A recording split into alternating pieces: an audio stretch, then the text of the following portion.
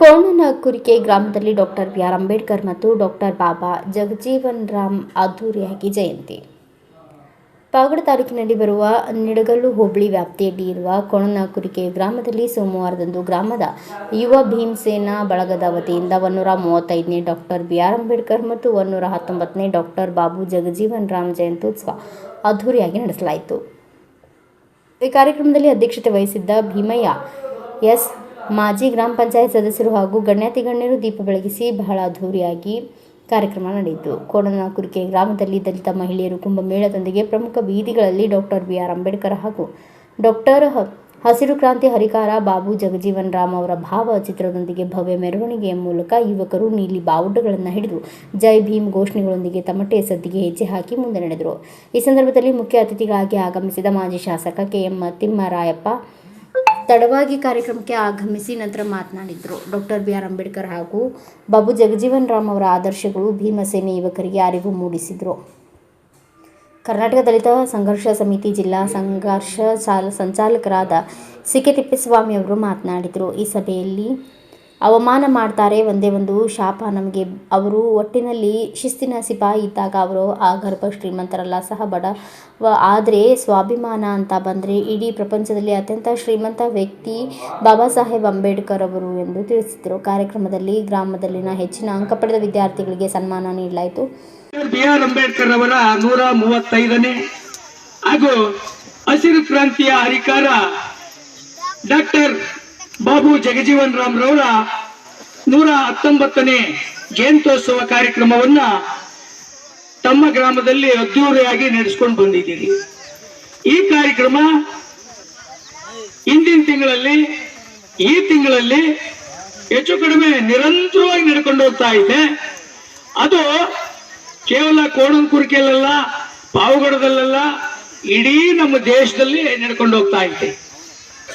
ಒಂದು ಗಾಂಧಿ ಜಯಂತಿ ಮಾಡಿದ್ರೆ ಅವತ್ತೇನು ಅವ್ರು ಹುಟ್ಟಿದಪ್ಪ ಐತೆ ಅವತ್ತು ಆ ಜಯಂತಿನ ಮಾಡಿ ಮುಗಿಸ್ಬಿಡ್ತಾರೆ. ನೆಕ್ಸ್ಟ್ ಡೇ ಯಾರು ಆ ಕಾರ್ಯಕ್ರಮದ ಸುದ್ದಿನೇ ಯಾರು ಮಾತಾಡೋದಿಲ್ಲ. ಆದರೆ ಡಾಕ್ಟರ್ ಬಿ.ಆರ್. ಅಂಬೇಡ್ಕರ್ ಅವರ ಒಂದು ಜಯಂತಿನ ನಿರಂತರವಾಗಿ ಒಂದಲ್ಲ ಒಂದು ಕಡೆ 365 ದಿನನೂ ಜಯಂತಿಗಳು ನಡೀತವೆ. ಆ ರೀತಿ ಜಯಂತಿಗೆ ಭಾಜನರಾದಂತ ಒಬ್ಬ ಏಕೈಕ ವ್ಯಕ್ತಿ ಅಂದ್ರೆ ಅದು ಡಾಕ್ಟರ್ ಬಿ.ಆರ್. ಅಂಬೇಡ್ಕರ್ ಅವರು. ಅಂತ ಒಂದು ಮಹಾನ್ ನಾಯಕ ಅವರು ಮತ್ತೆ ಡಾಕ್ಟರ್ ಬಾಬು ಜಗಜೀವನ್ ರಾಮ್, ಇವರಿಬ್ರು ಈ ದೇಶಕ್ಕೆ, ಈ ತಳ ಸಮುದಾಯಗಳಿಗೆ ನಮಗೆ ಒಂದು 2 ಕಣ್ಣುಗಳಿದ್ದಂಗೆ. ನಾವು ನಮ್ಮ ಕಣ್ಣುಗಳನ್ನ ಯಾವ ರೀತಿ, ನಮ್ಗೆ ಯಾವ ಕಣ್ಣು ಮುಖ್ಯ, 2 ಕಣ್ಣು ಮುಖ್ಯನೇ.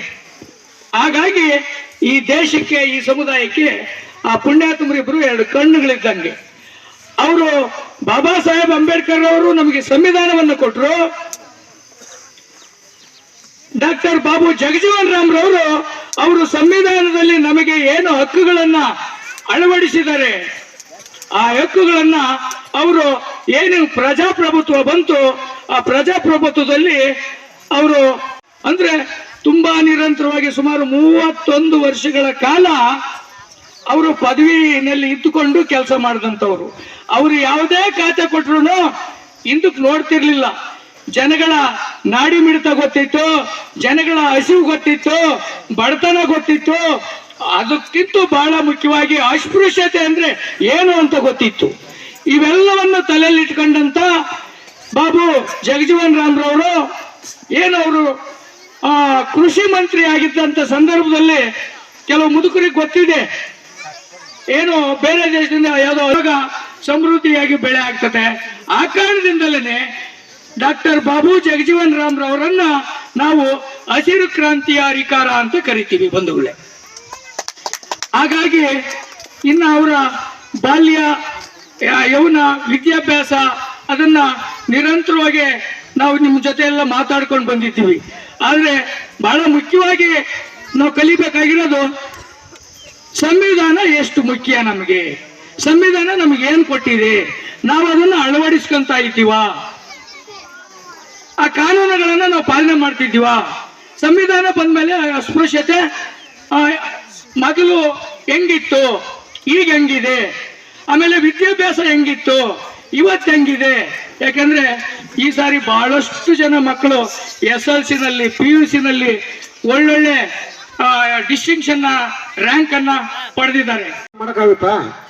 ಅದಕ್ಕೆ ಪ್ರತಿಯೊಬ್ಬ ಮನೆಯಲ್ಲೂ ಕೂಡ ವಿದ್ಯಾವಂತರನ್ನ ಬೆಳೆಸಿ ಸರ್ಕಾರದ ಸವಲತ್ತುಗಳಾಗಿರ್ಬೋದು ಮತ್ತು ಏನು ವಾಸ್ತವಿಕ ಅಂಶಗಳಲ್ಲಿ ನಮ್ಗೆ ಯಾವ ಮೆಥಡ್ ಅಲ್ಲಿ ಯಾವ ಸಿಸ್ಟಮ್ ಅಲ್ಲಿ ನಮ್ಗೆ ಸೌಲಭ್ಯ ಸಿಗುತ್ತೋ ಆ ಸೌಲಭ್ಯವನ್ನು ನಾವೆಲ್ಲ ಕೂಡ ಪಡಿಲಿಕ್ಕೋಸ್ಕರ ನಾವು ನಾವು ಈ ತರ ಆಗ್ಬೇಕು. ಇಲ್ಲಾಂದ್ರೆ ನನಗೆ ನಾಗರಾಜ್ ಏನು ಕೊಡಿಸ್ಲಿಲ್ಲ, ನನಗೆ ಹನುಮಂತರಾಯ ಏನು ಕೊಡಿಸ್ಲಿಲ್ಲ, ನಮ್ಮ ಈರಣ್ಣ ಮೆಂಬರ್ ಆಗಿದ್ದಾರೆ ನಮ್ಗೆ ಏನು ಕೊಡಿಸ್ಲಿಲ್ಲ, ಆದ ಮೆಂಬರ್ ಆಗಿದ್ರೆ ಏನು ಮಾಡ್ಲೇ ಇಲ್ಲ.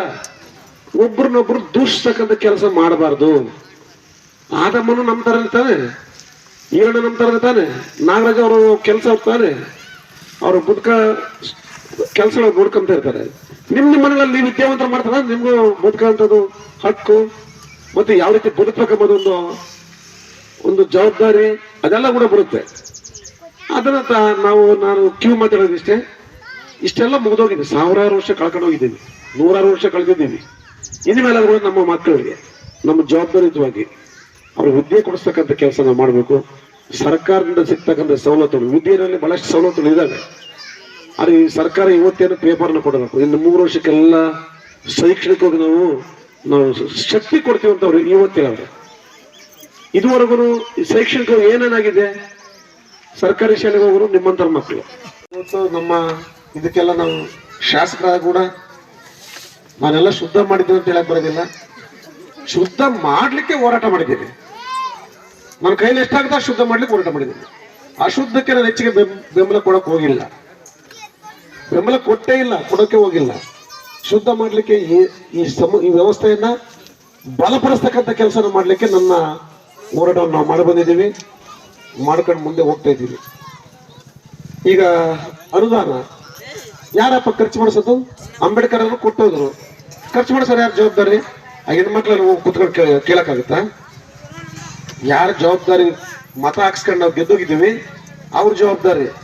ಅದನ್ನು ಸದ್ಬಳಕೆ ಮಾಡ್ಕೋಬೇಕು, ಒಳ್ಳೆ ಕಾರ್ಯಕ್ಕೆ ಬಳಸ್ಕೋಬೇಕು. ಇವತ್ತೊಂದು ಸುಂಟ್ರ ಗಾಳಿ ಎದ್ದು ಒಂದು ಮನೆ ಬಿದ್ದೋದ್ರೆ ತಕ್ಷಣಕ್ಕೆ ಬೆಳಗ್ಗೆ ಅದಕ್ಕೆ ಶೀಟ್ ಹಾಕ್ಸಕ್ಕಂಥ ಅಧಿಕಾರ ಐತ್ರಿ ಪಂಚಾಯತಿನವ್ರಿಗೆ, ಮೆಂಬರ್ಗಳಿಗೆ. ಬೆಳಗ್ಗೆ ಶೀಟ್ ಹಾಕ್ಸ್ಬೋದು, ಅದನ್ನ ಅವ್ನಿಗೆ ಒದಿಕೆ ಹಾಕ್ಸ್ಕೊಡೋದು. ತುರ್ತಾಗಿ ಮಾಡ್ತಕ್ಕಂಥ ಕೆಲಸಗಳು ಪಂಚಾಯತರ ಕೈಲಿ ಇದಾವಪ್ಪ, ಮಾಡಿಸ್ಕೋಬಹುದು. ಒಬ್ಬ ಶಾಸಕ ಕೈಲಿ ಬೇಗ ಮಾಡಕ್ಕಾಗೋದಿಲ್ಲ, ಅಲ್ಲಿಂದ ಕೇಳ್ಕೊಂಡು ಅನುದಾನ ಪಡ್ಕೊಂಡು ಬಂದು ಅದು ಅಲ್ಲಿ ಮುಟ್ಟು ಬರೋದು. ಪಂಚಾಯತಿನಲ್ಲಿ ತಕ್ಷಣಕ್ಕೆ ಮಾಡೋಂಥ ಅಧಿಕಾರ ಇದೆ.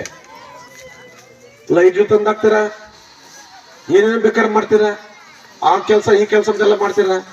ಬಡವನ ಮನೆ ಬಿದ್ದೋಗೈತೆ, ಗಾಳಿಗೆ ಎದ್ದೋಗೈತೆ, ಸುಂಟ್ರ ಗಾಳಿ ಬಂದೈತೆ, ಅವನು ಒಂದು ಒದಿಕೆ ಮಾಡ್ಕೊಡೋದಂದ್ರೆ ದೊಡ್ಡ ಮನ್ಸು ಮಾಡ್ತಕ್ಕಂಥ ಅವರು ಇಲ್ಲ. ಇದನ್ನೆಲ್ಲ ನಾನು ನೋಡಿದ್ರೆ ಅಂದ್ರೆ ಹಿಂದೂ ಬೆಳೆದಲ್ಲಿ ನಂದೇ ಆದಂತ ಒಬ್ಬ ಚೇರ್ಮನ್ 4 ಜನ ಕೊಡಿಸಲು ಒಬ್ರು ಕೊಡಿಸಲ್ಲ, ಹಠ ಮಾಡಿ ಕೊಡಿಸೋಕೆ ಪ್ರಯತ್ನ ಮಾಡ್ತಾರೆ. ನಮ್ಗೆ ದೇವ್ರು ಒಳ್ಳೇದು ಮಾಡಲ್ಲ, ನಾವು ಅದನ್ನೇ ನಾವು ಪಾಲನೆ ಮಾಡ್ಕೊಂಡಿದ್ವಿ.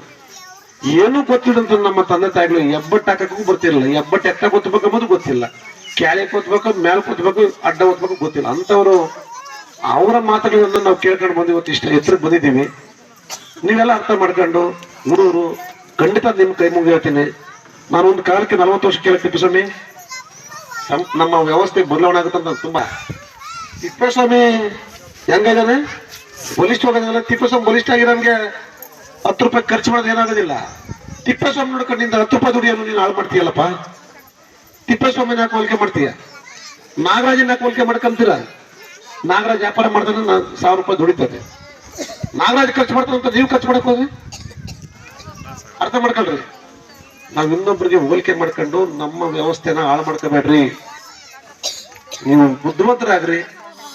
ಇದು ಎಲ್ಲರಿಗೂ ನಾವು ಹೇಳ್ತಕ್ಕಂಥ ಮಾತಂತ ನಾನು ಹೇಳಿ, ನನಗೆ ಪಾಪ ನಾಗರಾಜು ಮತ್ತು ನೀವೆಲ್ಲ ಮುಂಚಿಸುವಾಗ ಕರೆದಿದ್ರಿ, ನಾನೆಲ್ಲೂ ಹೋಗ್ಬೇಕಂತ ಹೋಗಿ ಮತ್ತೆ ವಾಪಸ್ ಬಂದಿದ್ದೀನಿ. ಈ ವೇಳೆಯಲ್ಲಿ ಕಲಾವಿದ ಹನುಮಂತರಾಯಪ್ಪ ಸಿಕೆಪುರ, ಡಿಎಸ್ಎಸ್ ತಾಲೂಕು ಸಂಚಾಲಕ ಪೆದ್ದಣ್ಣ ವೆಂಕಟರಮಣ, ಡಿಎಸ್ಎಸ್ ಡಿಟಿ ನರಸಿಂಹಮೂರ್ತಿ, ನಾಗರಾಜು, ಉಪಾಧ್ಯಕ್ಷರು ಹನುಮಂತರಾಯ, ದೇವರಬೆಟ್ಟ, ಆದಮ್ಮ, ಮಾಜಿ ಗ್ರಾಮ ಪಂಚಾಯತ್ ಸದಸ್ಯರು ತಿಪ್ಪಯ್ಯ ಕೋರೇರು, ಗೋವಿಂದಪ್ಪ, ಶಿಕ್ಷಕರು SR ಪಾಳ್ಯ, ಈರಣ್ಣ, ಎಂ ಮಂಜುನಾಥ್, ಊರಿನ ಮುಖಂಡರು, ಮಹಿಳೆಯರು, ಯುವ ಭೀಮ್ ಸೇನಾ ಬಳಗದವರು ಉಪಸ್ಥಿತರಿದ್ದರು. ಬ್ಯೂರೋ ರಿಪೋರ್ಟ್ ಶಿವಾನಂದ್, ಭಾರತ ವೈಭವ news, Pavagada. Thanks for watching, read, discuss and debate with editor Dr. Yan Prashant Rao. Wanted reporters in print, digital and visual media for Bharat Vaibhav Daily Newspaper, BV News 5 Channel and BV Fast Web News from all the talukas of Karnataka, Goa and Maharashtra. If interested, send your resume to 9019229369.